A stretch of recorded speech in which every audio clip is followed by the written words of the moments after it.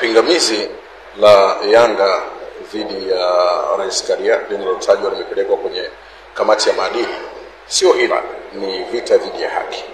Haki katika misingi yake ya yongo, haki inapiganiwa. Haki haiangalii nani anaipigania, inaangalia ni haki ipo katika misingi ya kisheria.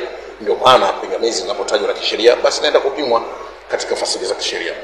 Mengi yanazungumzwa, mengi yanahusishwa, mengi yametajwa, ikitajwa haki ya kuratibu uchaguzi kabla ya tangazo la uchaguzi, ambako kunazungumziwa hiyo dhana ya udhamini kwa maana endorsement, lakini pia kutajwa kuwa na upendeleo wa mifumo ya kiuchaguzi kupitia utaratibu ambao unaonyesha mifumo yake kukaa madarakani ni kama inatumika kanuni ambazo hazikusajiliwa. Ukitazama kuangalia hoja zilizowekwa mezani bila kuangalia mtu wa hoja ni nani, yako mambo ambayo yanafikirisha katika mifumo ya mpira wetu kwa maslahi mapana ya mifumo ya kimpira kwa taratibu.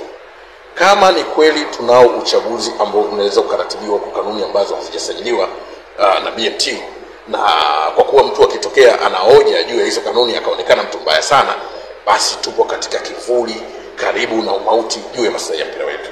Lakini kama kukawa kuna hoja juu ya utaratibu wa endorsement ambako miaka mingi imekuwa ni kama tunatumia kumwandaa bondia anayekwenda kupigana peke yake ulingoni bila mpinzani, kitu ambacho kiuhalisia kinakinzana mpaka katiba ya Jamhuri ya Muungano wa Tanzania ibara ya 13 inayozungumzia usawa mbele ya sheria. Sasa fasili yake ni kwamba tumekubali kuna watu wanakuwa wana haki kwenye baadhi ya mambo muhimu, na nchi yetu tunakubaliana katiba ya Jamhuri ya Muungano wa Tanzania ndio grand norms, ndio sheria kuu kuliko sheria zozote.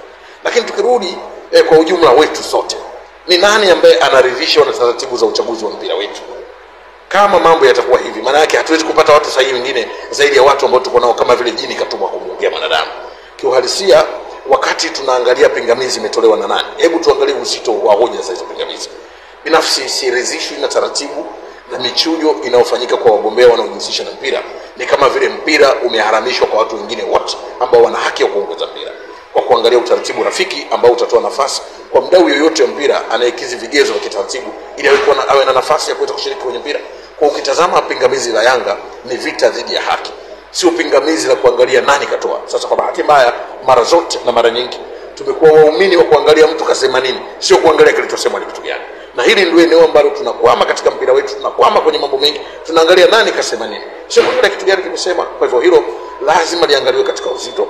Yale malalamiko ya miaka yote, taratibu zote ni muhimu hapa. Lakini ipo hoja, mtu anakuambia walikuwa wapi siku zote? Haki haina muda maalum. Haki ni pale tu unapodhani wewe hujatendewa haki. Kwa hivyo mimi naona na ninachokitazama ni kuna namna ya mamlaka za mpira kwa maana BMT, baraza la michezo, kutazama hilo, kamati ya uchaguzi ya TFF kuangalia uzito. Kinyume na hilo, TFF haihitaji mtu, inahitaji mfumo utakaotupa watu wazuri. Sasa mambo ya kutengeneza mifumo ya kulinda watu ndio inatupa wakati mgumu kwa namna ambavyo inatumika na mamlaka hii sasa.